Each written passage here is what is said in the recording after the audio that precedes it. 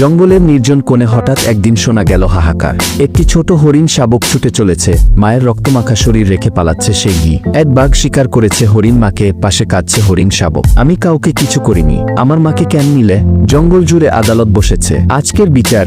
এক বাঘ এক মা হরিণকে হত্যা করেছে। কারণ কি? 3 দিন ক্ষুধার্ত ছিলাম, নিজের প্রাণ বাঁচাতে আমি শিকার করেছিলাম গি। সব পশু চুপ, হরিণ শাবক দাঁড়িয়ে কাঁদছে। তোমার খিদে ছিল, কিন্তু আমার মা, আমার পুরো জগৎ ছিল। সিংহ চোখ বন্ধ করে এক দীর্ঘ নিঃশ্বাস নেয়। পুরো জঙ্গল নিস্তব্ধ।